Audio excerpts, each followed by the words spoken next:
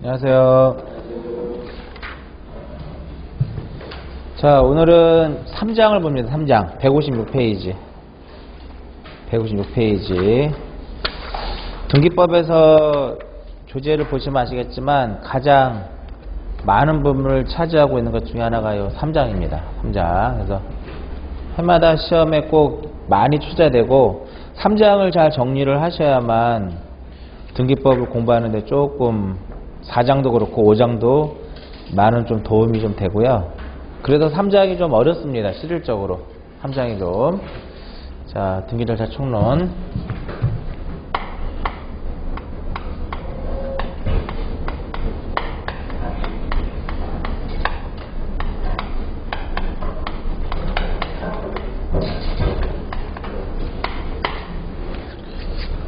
이번 주하고 다음 주는 요 3장의 이제 중요한 부분을 가지고 정리를 해드리는데, 지난주에 우리가 그 등기했을 때 등기는 이렇게 한다 그랬죠. 등기는 신청을 하게 되면 등기관이 접수를 받고, 접수를 받으면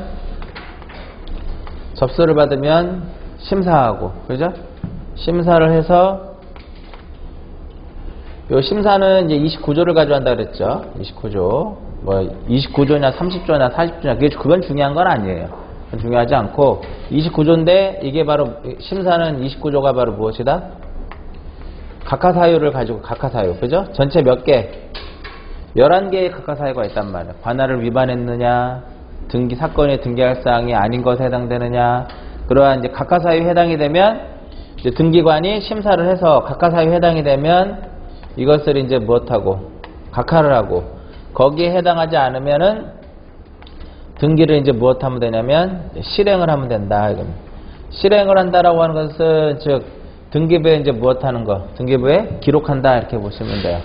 그랬는데 각하를 하고 실행을 했는데 이 각하와 실행이 부당했을 때 하는 것을 무엇이라, 부당했을 때 하는 것이 이의 신청이다 이렇게 되는 것이 신청. 그리고 또 하나는 이제 뭐냐면 요 사이에 등기관이 이제 심사를 하는데 실행을 하기 전에, 등기가 완료되기 전에 치하를 할 수가 있어요. 치하라고 하는 것은 뭐냐면 등기를 신청한 사람이 스스로 등기 신청을 무엇하는 것, 철회하는 것.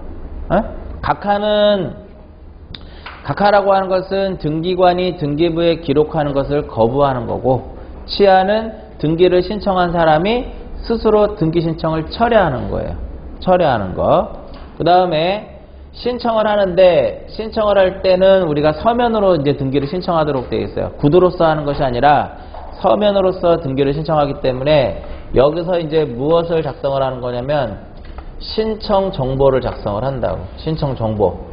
이 신청 정보가 신청서랑 마찬가지, 똑같은 거예요. 신청 정보, 신청서 같은 그런 개념입니다.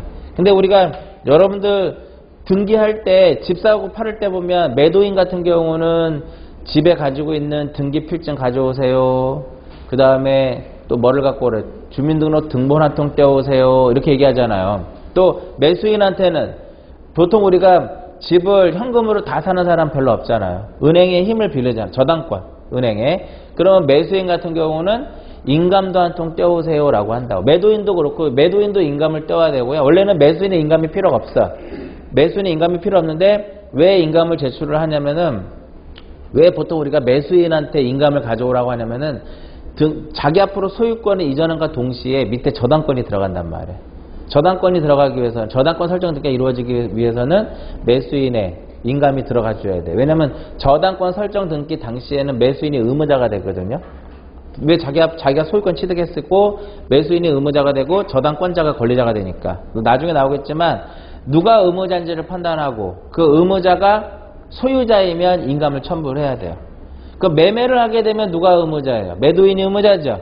매도인이 현재 등기부상의 소유자이다. 맞죠? 인감을 첨부를 해야 되는 거야. 그 전세권 설정 등기할 때는 누가 의무자?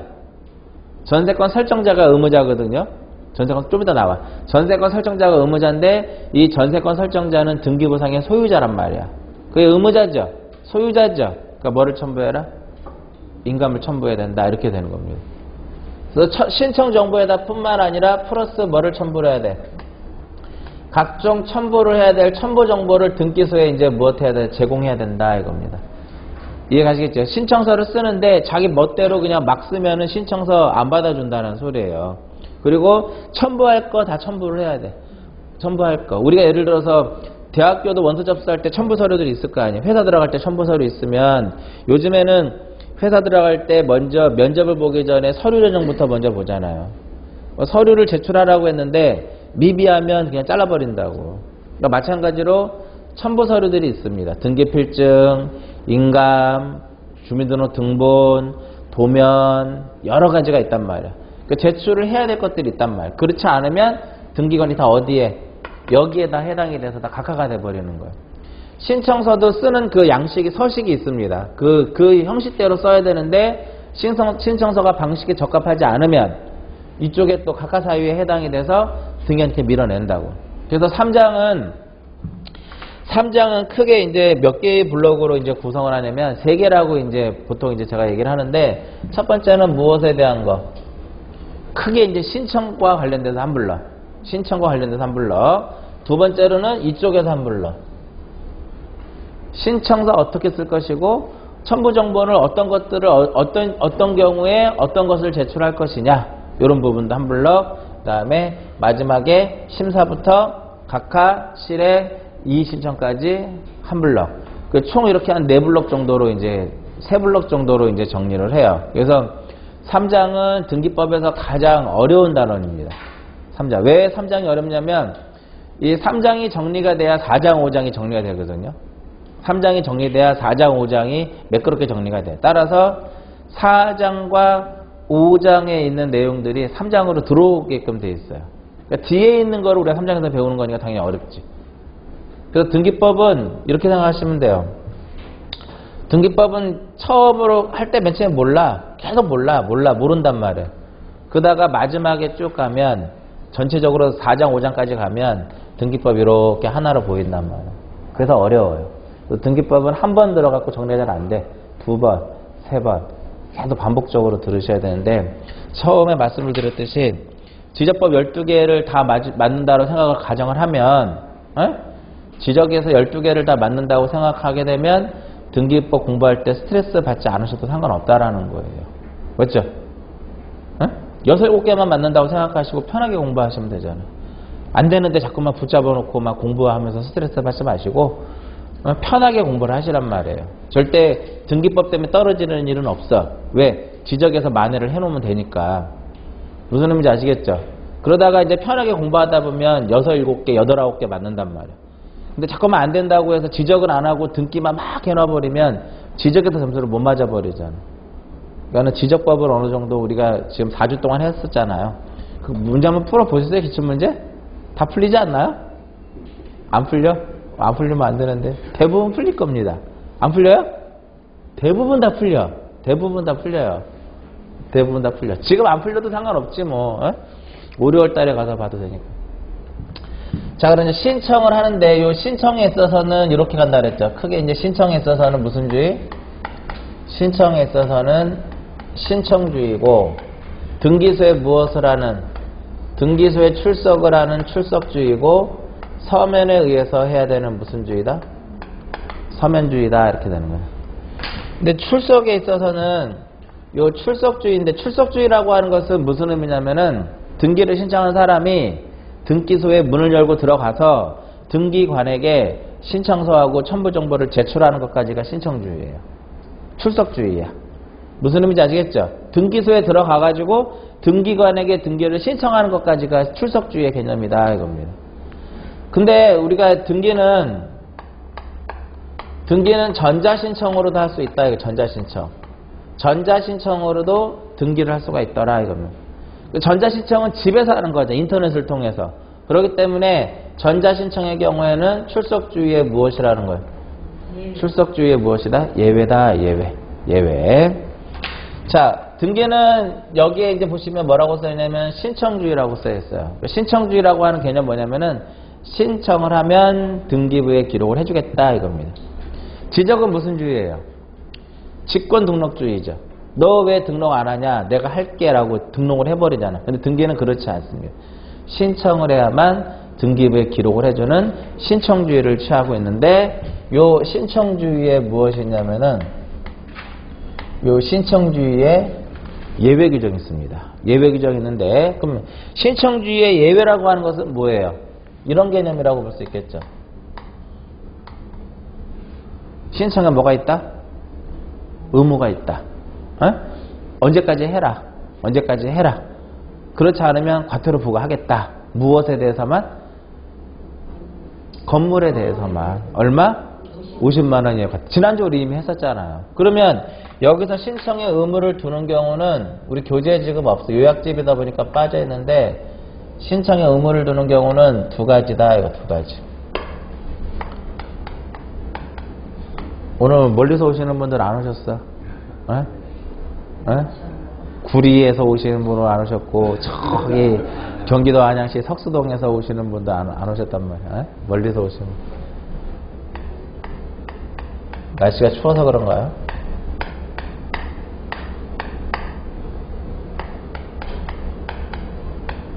연말이라 또 많이 또 일이 많으시니까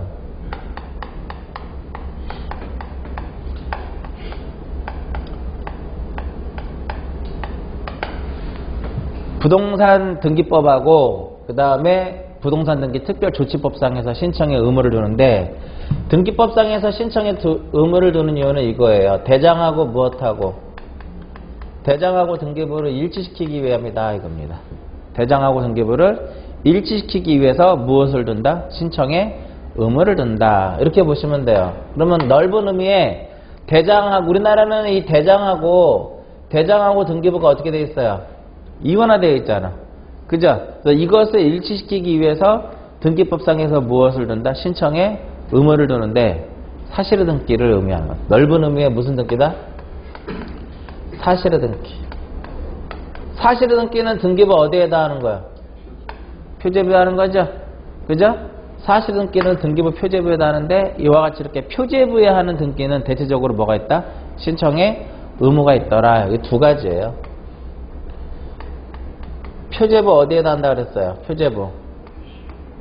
표시란에 한다 그랬죠? 어? 그 표시란 우리 지난주에 변경 등기라는 것이 있었고 경정 등기라는 것이 있었잖아. 말소 등기도 있었고. 또 표시란에 무슨 등기는 표시란의 변경 등기는 무엇이 있다? 신청의 의무가 있다 이겁니다. 그 표시란의 변경 등기는 또 다시 어떻게 나눠졌어요? 부동산 표시의 변경, 부동산의 변경, 대지권의 변경 이렇게 나눠졌다. 부동산의 표시의 변경은 뭐야? 토지의 소재 지번, 건물의 소재 지번, 명칭 변경 이런 거란 말이야. 번호. 이런 거 바뀔 때 몇 월 이내 해라? 몇 월 이내 해라? 1월 이내 해라 이거예요. 이렇게 바뀌었을 때는. 만약에 그걸 게을리했을 때는 건물에 대해서만 얼마? 50만 원 이하의 무엇이 부과된다? 50만 원 이하의 과태료가 부과되더라. 이렇게 되는 거예요. 그리고 여기 하나 빠져 있는데 여기 무슨 등기? 멸실 등기. 멸실 등기. 멸실 등기는 뭐가 멸실됐을 때 하는 거예요? 부동산이 멸실됐을 때 하는 거잖아요. 전부가. 그럼 여기서 부동산은 토지가 있고 뭐도 있어요? 건물이 있죠. 토지가 멸실이 됐다. 건물이 멸실됐다. 몇 월 이내 가서 해라? 1월 이내 가서 해라. 안 했을 때? 건물만 50만 원 이하의 과태료. 그래서 사실의 등기, 표제부에 하는 즉 표시라는 어떠한 변경 등기라든지 멸실 등기의 경우에는 뭐가 있더라? 등기 신청에 무엇이 있다? 의무가 있더라 이겁니다. 그럼 얘네들은 공통적으로 이러한 등기는 먼저 뭐부터 정리해요? 얘부터 정리하는 거잖아. 어? 지목 바뀌면 어디서부터 정리를 먼저 해요? 지목이 바뀌면 대장부터 먼저 정리하잖아. 그로부터 몇 월 이내? 1월 이내 가서 등기부에 변경 등기를 하라 이거예요. 이거 두 개를 맞춰야 되는 거니까. 그렇지 않았을 때는 건물만 얼마? 50만 원 이하의 과태료가 부과되더라 이거. 그 다음에 이제 부동산 등기 특별조치법상에서는 신청의 의무를 두는 이유는 뭐냐면은 투기와 탈세를 예방하기 위해서요. 투기와 탈세를 예방하는 차원에서 이제 신청의 의무를 두는데 이것은 넓은 의미의 이제 어떤 등기냐면은 권리의 등기의 경우다. 권리의 등기. 여기 두 가지가 있어요. 하나는 무슨 느낌이 있냐면은 소유권.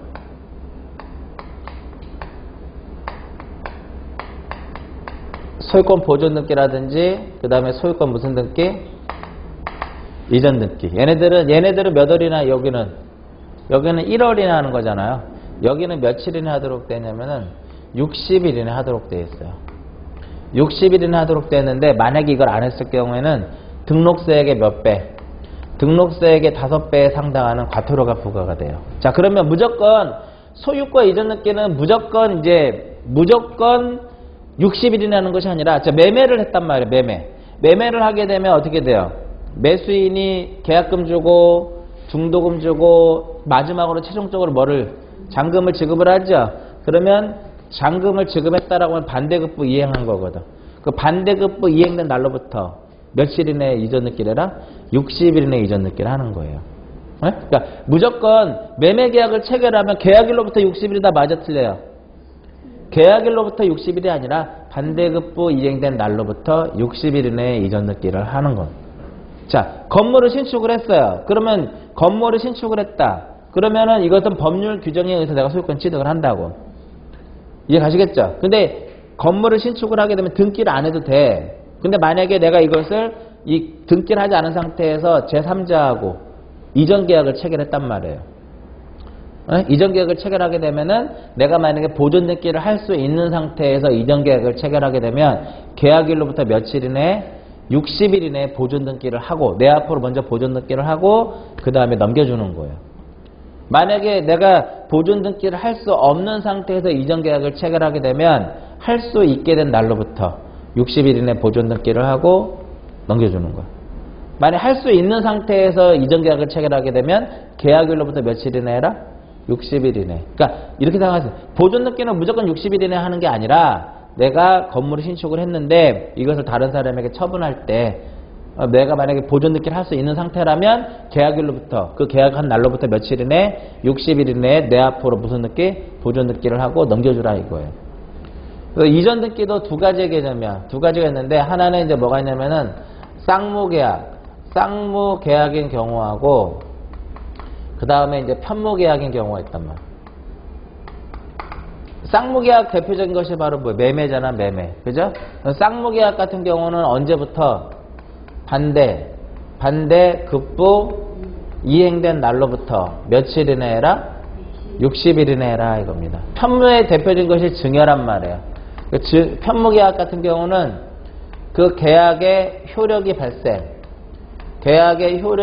발생한 날로부터 며칠 이내 해라? 60일 이내에 이전 등기를 해라 이겁니다. 이와 같이 소유권 보존 등기하고 소유권 이전 등기의 경우에 신청의 의무를 두는 이유는 뭐다? 투기와 탈세를 예방하기 위해서. 만약에 옛날에 한때 많이 성행했던 것이 뭐야? 미등기 전매 많이 하잖아. 등기 안 하고. 우리가 보통 찍기라고 해요. 부동산에서 실무적으로 얘기하는 게. 내가 부동산 업자가 이걸 사서 등기하기 전에 다른 사람한테 대파는 거란 말이에요. 좀 남겨놓고. 이제, 그래서 이와 같이 이제 조심해야 될 것이 간혹가다 이제 문제를 출제하시는 분들이 등기법상의 신청의 의무예요. 얘는 등기법이 아니야. 부동산 등기 특별조치법상이란 말이에요. 이해가시겠죠? 요거. 시험에 다음 중 부동산 등기 특별조치법상에서 신청의 의무가 있는 것은 그럼 뭘 찾으면 돼요? 보존 등기하고 이전 등기를 찾으면 되는 것이고. 다음 중 부동산 등기법상의 신청의 의무가 아닌 것은 그럼 또 얘를 찾는 거지. 그죠? 그래서 참고적으로 알아두시고, 그 다음에 이제 신청에 있어서는 등기를 이제 신청을 할 때는 신청에서의 원칙은 어떤 식으로 이루어지는 거냐면 당사자가 무엇해라? 당사자의 신청 또는 관공서. 등기는 원칙적으로 당사자의 신청 또는 관공서의 촉탁이 아니면 일을 하지 못한다 이렇게 나와요. 근데 원칙이 있으면 무엇이 있다? 원칙이 있으면 예외가 있더라. 예외. 그 예외가 이제 바로 뭐냐면은 두 번째 시간에 있다 할 건데 조금 어렵긴 하지만 등기관이 이제 어떻게 할 수 있어요? 등기관이 직권에 의해서 할 수 있어요. 등기관의 직권에 의한 것이 있고 그 다음에 법원에 이 법원의 무엇에 의한 것이 있냐면은 법원의 명령에 의한 것이 있더라. 이건 명령. 그래서 법에 그 명시되어 있는 거예요. 등기는 원칙적으로 특별한 규정이 없으면 당사자의 신청 또는 관공서의 촉탁이 없으면 일을 하지 못하더라 이겁니다. 다만 예외적으로 등기관이 직권으로 할 수 있고 또한 법원의 무엇에 의해서 명령에 의해서 이루어지는데 지난주에 뭐 간단하게 설명했듯이 법원의 명령에 의한 것은 이의 신청할 때 나와요. 이건 딱 몇 개만 존재한다 그랬어요. 4개만 존재하더라 이렇게 말씀을 드렸고요. 자, 당사자 신청에 있어서도 당사자 신청에 있어서 원칙은 무슨 신청이다? 여기서는 원칙은 공동신청이더라. 이건 공동신청. 공동신청. 이거 왜 원칙은 공동신청인데 예외는 이제 어떤 것들이 있냐면은 예외는 단독신청이 있더라. 이겁니다. 단독신청. 여기서 이제 공동신청이라고 하는 것은 뭐냐 이거죠. 공동신청이라고 하는 것은 등기 누구? 등기 권리자하고 누구하고 등기 의무자하고 둘이 같이 등기를 하는 개념이 바로 무엇이다? 공동신청이다. 등기 권리자하고 등기 의무자하고 공동을 하는데 이 159페이지에 보시면 그 상단에 뭐가 써 있냐면 등기 권리자와 등기 의무자 표 있죠? 그거 그냥 보시면 자, 우리가 권리자하고 의무자를 구별할 때 두 가지. 하나는 실체법상에서 권리자와 의무자를 구별을 하고요. 그 다음에 절차법에 있어서의 권리자와 의무자를 이제 구별을 합니다. 자, 실체법상의 권리자라고 하는 것은 실체법은 민법이에요. 여기서 실체법은 민법이고 절차법은 등기법이야. 그러니까 실체법상의 권리자라고 하는 것은 등기 청구권을 가지는 자. 실체법상의 권리자라 함은 등기 청구권을 가지는 자고 의무자는 등기 신청에 협력의 의무를 가지는 자가 실체법상의 의무자가 되는 것이고 그 다음에 절차법상의 권리자라고 하는 것은 등기부에 기록을 함으로써 이익을 보는 자. 이익을 보는 자가 무엇이 되냐면 권리자가 되는 것이고 불이익을 받는 자가 무엇이 된다? 불이익을 보는 자가 등기 의무자다 이겁니다. 이익을 본다라고 하는 것은 권리를 무엇하는 자예요? 권리를 취득하는 자 그러한 개념이 되는 것이고 불이익을 받는다라고 하는 것은 권리를 무엇하는다? 권리를 이제 상실하는 자더라 이렇게 이제 표현할 수 있더라 이거. 자, A가 소유하고 있는 부동산이 이렇게 있고 B 계약, 매매 이전 계약을 체결했단 말이야. 이때 A를 매도인, B를 이제 매수인이다라고 하게 되면 매수인은요 계약금 주고 중도금 주고 잔금을 지급하면 야 내놔 할 수 있단 말이야. 야 등기 내놔, 어? 야 등기 내놔. 그게 바로 뭐냐면은 요게 바로 등기 무엇이다? 이게 청구권의 개념이에요. 어? 그러니까 등기 내라. 야 등기 협력할 것을 요구할 수 있는 거예요 얘한테. 어? 야 등기 내놔. 등기 청구권 행사할 수 있단 말이야. 그러면 얘는 그 협력에 뭐를 주는 거야? 등기의 협력에 무엇을 준다? 의무를 가진다 이렇게 되는 거야. 그러니까 등기 청구권이라는 것은 뭐다? 그러니까 청구권에 대한 세부적인 건 안 나오지만 청구권이 뭔지는 알아요. 야 내놔. 그러면 청구권은 야 등기 내놔 이렇게 할 수 있단 말이야. 그러면 단독 신청인 경우에는 청구권이 없죠. 그잖아요. 두 명이 있어야 돼. 공동 신청인 경우에만 청구권이 존재를 하는 거예요. 가등기 자체가 가등기라고 하는 것은 청구권을 보존하기 위해서 하는 거거든요. 그럼 가등기는 단독으로 내가 할 거는 가등기를 할 수가 없는 거죠. 보존할 청구권이 없으니까. 그러니까 소유권 보존 등기는 내가 건물을 신축을 했다. 내 거잖아. 그럼 보존 등기는 혼자가 둘이 가요. 혼자 가죠. 얘는 가등기를 할 수가 없어. 청구권이 없거든. 등기 청구권이란 뭐다? 등기 협력할 것을 요구하는 거란 말이야. 그러니까 개인과 개인이기 때문에 사법상의 권리라고 해요. 어? 근데 만약 이놈이 협력하지 않으면 판결을 받아갖고 단독으로 할 수 있더라 이거. 자 일단은 얘가 등기 청구권을 가지는 거니까 여기서는 실체법상의 매수인이 뭐가 되는 매수인이 권리자가 되는 것이고 매도인이 뭐가 돼요? 협력에 의무를 주는 거니까 의무자가 되더라 이겁니다. 대충 이해가시겠죠?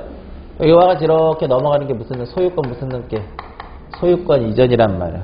실제법상에서 소유권 이전 등기에서의 권리자라면 누구다? 등기 청구권을 가지는 자, 즉 매수인이 되는 것이고 그 등기 협력의 의무를 가지는 자 매도인이 등기 의무자가 된다 이겁니다.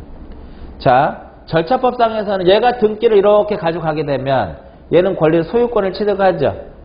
그죠? 얘는 결과적으로 얘는 매수인은 뭐를 봐? 이득을 보는 것이고 매도인은 소유권을 상실하기 때문에 뭐가 되는 거야? 불이익을 받는 거죠. 그럼 얘가 뭐가 돼? 절차법상에서는 절차법상의 매도인이 의무자가 되고 매수인이 무엇이 된다? 권리자가 되더라 이겁니다. 그럼 여기서 이제 보시면 아시겠지만은 실체법상의 권리자 의무자와 절차법상의 권리자 의무자가 지금은 어때요? 같죠? 그죠? 실제법상의 권리자 의무자와 절차법상의 권리자 의무자가 대체로 같단 말이에요. 근데 반드시 같지는 않는 이유가 뭐냐면은 이놈이 얘가 등기를 인수를 해가야 되잖아요. 그죠? 얘가 등기를 안 갖고 가 자꾸만. 그러면 매도인이 역으로 야, 너 등기 가져가 라고 할 수 있단 말이에요. 등기 인수해 가라 라고 할 수 있는데 그게 바로 뭐냐면 등기 인수 청구권이에요. 그 얘는 그러면 얘가 야 등기 가져가 라고 하면은 얘는 뭐가 돼? 등기에 인수를 해야 될 뭐가 있어? 의무가 있는 거란 말이에요. 그럼 이때는 매도인이 뭐가 되는 거야? 실제법상의 권리자가 되는 것이고 얘가 바로 무엇이 되냐면 의무자가 되는 거거든요. 그러면 이렇게 서로 어긋나 버리잖아. 그죠? 그래서 이렇게 생각하시면 돼요. 실체법상의 권리자 의무자와 절차법상의 권리자 의무자는 대체로 일치하더라. 반드시 일치한다 그러면 X. 아시겠죠? 대체로 일치하더라. 반드시 일치한다 그러면 X. 그러면 앞으로 우리가 지금 배우는 것은 민법이 아니라 뭐야? 부동산 등기법이잖아. 그죠? 그 앞으로 이제 수업 시간에 누가 권리자다, 누가 의무자다라고 하는 표현하는 것은 전부 다 무엇을 기준으로 해서? 절차법상으로 따지는 거야. 그러니까 앞으로 우리가 수업 시간에 권리자, 의무자는 다 무엇을 가지고 따진다? 얘를 가지고 따지는 거야. 얘를. 아시겠죠? 얘를 가지고 이제 따지는 겁니다. 그럼 여기서 보통 우리가 매매의 경우에는 누가 권리자? 매매의 경우에는 매수인이 무엇이 된다? 권리자가 되는 것이고 매도인이 무엇이 되더라? 매도인이 의무자가 되더라. 이거. 자, 환매라고 하는 것이 뭐예요? 환매는 줬다 뺏는 거야. 쉽게 생각하면. 그러니까 매매의 목적물을 얘가 환매라고 하는 매매의 목적물을 다시 되찾아오는 것이 환매예요. 그러면 환매권은 누가 가질까요? 여기 환매권은 매도인이 갖겠죠. 그죠? 그래서 환매 특약 등기할 때는 환매권을 누가 갖는다? 환매권은 매도인이 갖는단 말이야. 야, 내놔. 매도인이 갖기 때문에 누가 권리자가 된다는 소리예요. 매도인이 권리자가 되는 것이고 매수인이 무엇이 된다? 매수인이 등기 의무자가 되더라. 이렇게 되는 거예요. 특약 등기할 때는. 무슨 의미인지 아시겠죠? 요거. 그래서 등기 이렇게 되거든요. 2번 해가지고 예를 들어서 소유권 이전이 됐어. 이렇게 이전이 되면 요 등기할 때 똑같이 해요. 2-1 해가지고 무슨 등기를 하냐면은 환매 특약 등기를 한다고. 환매권을 누가 갖는다? A가 갖는 거야. 부기등기 순위는 무엇에 한다? 주등기 순위에 한다 그랬죠. 그죠? 그래서 그래서 이 소유권 이전 등기하고 환매 특약 등기는 동시에 신청을 해야 돼요. 만약에 동시에 신청하지 않으면 각하가 됩니다. 그러니까 이거부터 먼저 등기가 이루어지고 며칠 있다 얘를 하면 안 해줘요. 요거 등기를 할 때 같이 가서 하는 거예요. 이해 가세요? 그러면 요거 특약 등기할 때 누가 의무자? B가 의무자. 누가 권리자? A가 권리자. 여기까지 가시겠죠? 그러면 B는 매수인은 환매 특약 등기할 때 의무자죠? 소유자야 아니에요? 소유자 아니죠. 아직까지 소유자는 누구야? 등기부상의 소유자는 A가 소유자잖아. 그죠? 얘는 의무자지만 소유자는 아니죠. 그러니까 인감이 안 들어오는 거야. 인감증명은 누가 제출하는 것이다? 의무자가 소유자인 경우. 그러니까 소유자이면서 의무자인 경우. 이해 가세요? 그럼 보세요. 의무자를 구별하지 못하면 인감을 제출을 해야 될 것이냐 말 것이냐로 구별 못하겠죠. 그렇게 되는 거야. 그러니까 시험에 누가 권리자고 누가 의무자인지를 묻질 않아. 요즘 시험 문제는. 근데 이 권리자 의무자를 구별하지 못하면 등기법 공부가 안 되는 거예요. 그리고 이것이 등기부 표제부에 할 것인지 갑구에 할 것인지 을구에 할 것인지가 구별이 안 되면 역시 등기법 공부가 안 되는 거예요. 그래서 제가 지난주에 말씀드린 게 뭐야? 딱 하나만 하시라 그랬잖아요. 집에 가셔가지고. 그죠? 뭘 하라고 하셨나요, 제가? 등기부 한번 그려버렸잖아요. 표제부 갖고 을구 정도만. 그죠? 자, A가 자기 건물에다가 B한테 전세권을 설정해 줍니다. 그러면 얘가 전세권 뭐가 돼요? 설정자가 되는 거죠. 얘는 전세권을 취득하죠? 얘 전세권자가 되는 거야. 그럼 누가 무슨 설정 등기할 때 뭐 전세권 설정, 에? 지상권 설정, 그럴 때 누가 권리자? 무슨 권자가 무엇이 된다? 권자가 권리자가 되는 거죠. 누가 의무자가 되는 거예요? 무슨 설정자가 의무자가 되더라. 그러니까 전세권 설정 등기할 때 누가 권리자? 전세권자가 권리자. 누가 의무자? 전세권 설정자가 의무자. 이해가시겠어요? 그럼 전세권 설정자는 집주인이다. 맞아요? 맞지? 전세권 설정자가 집주인이지. 내가 전세권을 설정해 주는 거야. 세입자한테. 그럼 그 사람 전세권을 취득하라는 거란 말이에요. 이해가시겠죠? 전세권 설정자는 집주인이니까 전세권 등기할 때 인감이 들어와야 돼, 안 들어와야 돼요? 들어와야지, 이 사람은. 어? 설정자가 의무자면서 소유자잖아. 이해가시겠죠? 요거. 근데 이러한 설정 등기를 무엇하고자 한다? 이러한 설정 등기를 말소하려고 그래요. 이 등기를 말소하려고 그래요. 그러면은 얘하고 위치가 어떻게 돼? 바뀌는 거야. 그러니까 무슨 설정자가 무엇이 되는, 여기서는 무슨 설정자가 권리자가 되는 것이고 무슨 권자가 무엇이 된다? 의무자가 되더라. 전세권 말소 등기할 때 누가 의무자? 전세권 말소 등기할 때는 전세권자가 전세권을 상실하는 거잖아. 전세권자가 의무자가 되는 것이고 전세권 설정자가 무엇이 된다? 전세권이라고 하는 것 자체가 소유권에서 사용수익을 제한하는 거잖아. 사용수익을 취득하는 자가 전세권자죠? 그죠? 그래서 전세권자는 사용수익권이 없어지는 거잖아. 말소 등기하면. 그러니까 전세권자가 의무자가 되고 설정자가 무엇이 된다? 권리자가 돼. 그럼 당연히 전세권 말소 등기할 때는 전세권자가 의무자니까 인감은 필요 없죠. 얘는 소유자 아니니까. 그죠? 요거 임차권 등기할 때는 누가 의무자일까요? 임차권 등기할 때는 당연히 권리자는 누가 돼? 임차인이 권리자가 되는 것이고 임대인이 뭐가 되는 거야? 임대인이 의무자가 되더라. 이렇게 되는 거야. 신탁 등기할 때는 받는 사람이 수탁자란 말이야. 수탁자가 무엇이 되고 권리자가 되는 것이고 위탁자가 무엇이 된다? 위탁자가 의무자가 되더라. 이렇게 되는 거야. 그 다음에 이제 권리질권. 이 권리질권은 저당권부 질권이거든요. 그래서 권리질권의 경우에는 누가 권리자가 되는 거냐면은 권리질권자가 권리자가 되는 것이고 누가 의무자가 되는 거냐면 저당권자가 의무자가 돼요. 저당권자가 의무자가 되더라. 그러면 이 저당권자는 소유자이다. 이 저당권자는 소유자이다. 아니죠? 그죠? 인감이 들어와 안 들어와? 질권 등기할 때 안 들어오는 거야. 얘는 소유자가 아니니까. 무슨 의미인지 대충 아직 인감은 모르셔도 되는데 기본적으로 어떤 등기를 할 때 누가 이득을 볼 것이냐 누가 불이익을 볼 것이냐를 판단할 수 있어야 된다 이거예요.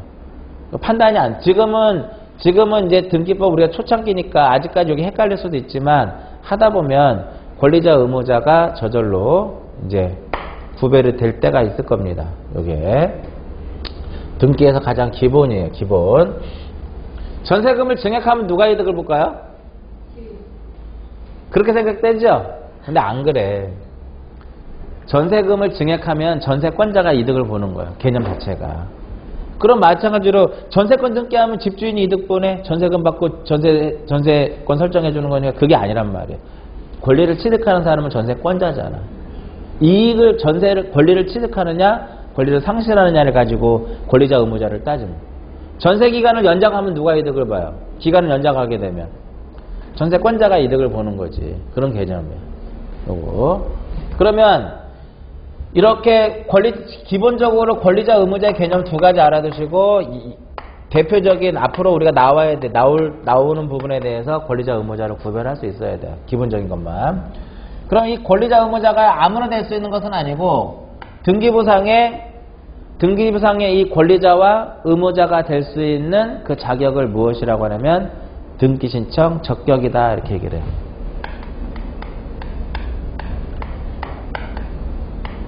등기신청 무엇이다? 등기신청 적격. 등기신청 적격을 어떻게 생각하시면 되냐면은 이 등기신청 적격은 어떻게 생각하시면 되냐면 과연 등기부에 얘를 올릴 수 있느냐 없느냐 이거예요. 에? 등기부에 이놈을 올릴 수 있느냐 없느냐를 따지는 거야. 왼쪽 페이지 맨 하단. 왼쪽 페이지 맨 하단.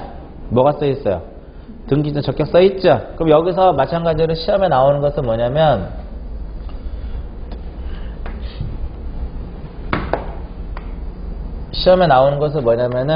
등기신청 적격이냐 부적격이냐 이거예요.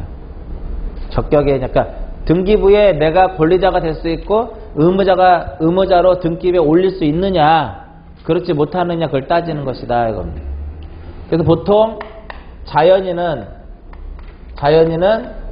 태어나서 사망할 때까지 등기신청 적격에 해당이 되는 거예요. 사망할 때까지. 그래서 여기서 자연인은 외국인이든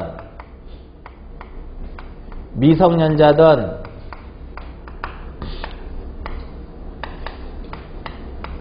금치산자, 한정치산자 다 여기에 해당이 됩니다. 즉 미성년자도 자기 이름으로 뭐가 가능하다는 소리야? 등기가 가능하다. 근데 이제 문제는 뭐냐면은 이 자연인에서 이제 하나 이제 비교를 해야 될 것이 바로 뭐냐면은 태아입니다. 태아. 아직 얘가 출생을 하지 않고 뱃속에 있을 때다. 뱃속에 있을 때. 과연 태아 명의로 등기를 할 수 있느냐 없느냐 이거예요. 태아 명의로 등기를 할 수 있느냐 없느냐를 따져야 되는데 얘는 두 가지거든요. 하나는 정지조건설. 정지조건설이 있고 그 다음에 해제 조건설이 있는데 정지조건설에 있어서는 부적격, 해제 조건설에 있어서는 적격. 그러나 판례는 뭐를 취하고 있다? 판례는 정지조건설을 취하고 있기 때문에 결국은 태아 명의로 등기할 수가 없다라는 거야. 그러니까 이렇게 있으면 40주죠, 40주. 애가 낳는 그게 임신 주기가 40주죠, 40주. 그러면 요때 태아 명의로 할 수 있다 없다? 정지조건설에서는 안 돼. 정지조건설에서는 안 돼요. 근데 해제조건설에서는 적격이니까 요때 태아 명의로 등기를 할 수 있다고. 근데 만약에 여기서 태아가 여기서 출생을 하게 되면 정지조건설이든 해제조건설이든 문제가 안 되는데 여기서 이제 태아가 사망을 했을 때가 문제가 되는 거예요. 정지조건설에 있어서는 여기서 안 돼요. 근데 출생을 했어. 소급 적용된단 말이에요. 해제조건설은 여기서 돼. 출생하면 아무 문제가 안 되는 거야. 이렇게 되는 거야. 판례는 뭐를 취하고 있다? 판례는 정지조건설에 있어서 정지조건설을 취하고 있기 때문에 태아 명의로는 등기를 할 수가 없다 이거든요. 그 다음에 법인 가능해요. 법인은 가능하다. 이게 공법인이든 사법인이든 다 가능합니다. 여기서 이제 대표적으로 이제 공법인 해가지고 국가 명의로도 무엇이가 국가라든지 지자체 명의로도 무엇을 할 수 있다? 등기를 할 수 있다. 여기서 말하는 지자체는 어디까지냐면은 시, 군, 구까지. 그러니까 무슨 군, 무슨 구. 이거 무슨 구예요? 동작구죠. 동작구 명의로 등기 가능하다는 소리야. 아셨어요? 무슨 시, 무슨 군, 구까지 다 가능한데 시, 군, 구 이하가 바로 뭐가 돼? 면이란 말이에요. 읍면. 그러니까 무슨 면 명의로는 무엇을 할 수 없다? 등기를 할 수가 없습니다. 얘네들은. 근데 여기에 중간에 이제 뭐가 들어가요? 또 리동 있잖아. 리동은 가운데다 쓴 이유는 원칙적으로는 안 돼요. 리동은. 근데 리 명의로, 동 명의로 예외적으로 무엇을 할 수 있다? 등기를 할 수가 있습니다. 이 경우는 어떤 형태로 등기가 이루어지는 거냐면 비법인 사단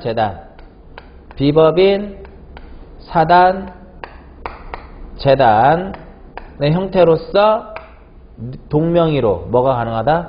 등기가 가능하다. 그러니까 대체적으로 리동은 등기 신청 부적격이에요. 등기 신청 부적격인데 예외로서 그 동명의로 동의 대표자가 있고 그랬을 경우에는 어떻게 비법인 사단 재단의 형태로서 등기를 할 수가 있더라 이겁니다. 참고적으로 비법인 사단 재단은 등기를 신청은 누가 하는 거냐면요. 비법인 사단 재단은 권리 능력이 없는 사단 재단이에요. 신청은 누가 하냐면은 대표자 또는 관리인이에요. 대표자 또는 관리인이 등기를 신청하도록 되어 있고 권리자, 의무자 즉 누구 명의로 등기가 되느냐 이거죠. 얘는 사단 재단 명의로 등기가 되더라. 그럼 이렇게 나오면 틀려요. 비법인 사단 재단의 경우에는 대표자 관리인이 권리자 의무자 될 수 있다 없다? 안 돼. 비법인 사단 재단에서는 권리자 의무자는 사단 재단이 돼야 되는 것이지 대표자 관리인은 단순히 뭐만 하는 거야? 신청만 하는 겁니다. 신청만 대표자 관리인이 하고 권리자 의무자는 누가? 사단 또는 재단이 되는 겁니다. 그래서 태아 안 되고요. 읍면 안 되고요. 그 다음에 학교도 등기를 할 수가 없어. 학교 무슨 초등학교 무슨 중학교 고등학교 대학교 안 됩니다. 학교 명의로는 안 된다는 소리예요. 만약에 국립이면 국가 명의로 하는 거예요.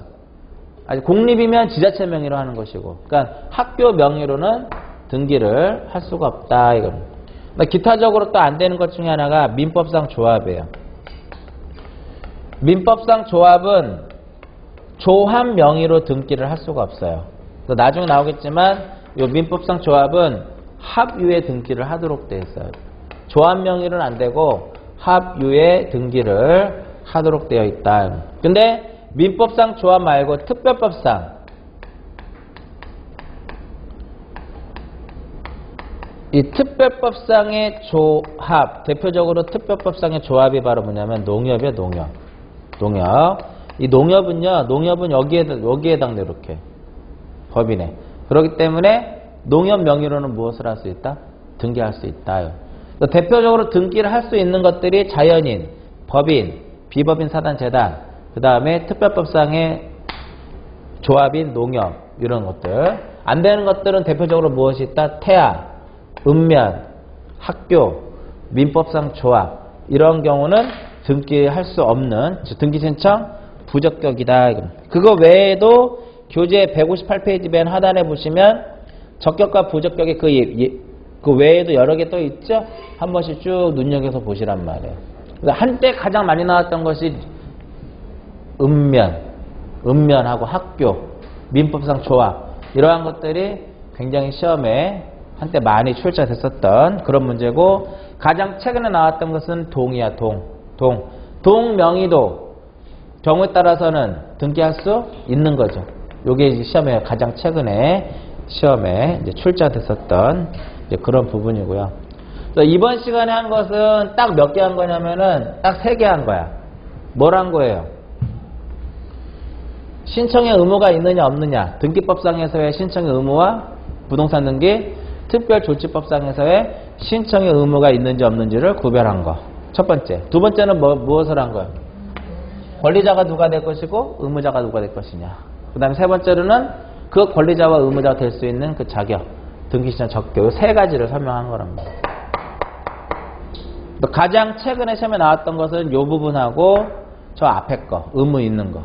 얘는 아까도 말씀드렸듯이 요즘 문제 자체는 누가 권리자고 누가 의무자를 구별하는 것은 그렇게 나오질 않아요. 그러니까 당연히 안다라고 보는 거지. 당연히 안다라고. 그래서 몇 개의 예시들이 있단 말이에요. 이런 부분들. 만약에 전세권 이전하면 누가 의무자예요? 전세권 이전 등기하면. 전세권자가 의무자가 되는 거지. 그죠? 그럼 인감 필요 없겠죠? 소유자 아니잖아. 그렇게 되는 거야.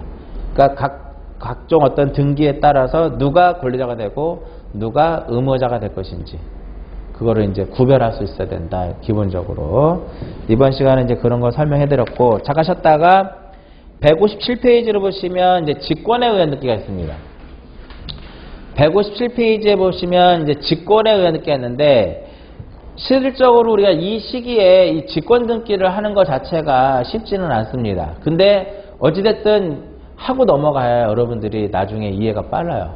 이해가 안 되더라도 아까 이해 안 되는 이유가 이 직권 등기가 저 4장하고 5장에 있는 내용을 끌어와서 여기다 써놓은 거거든요.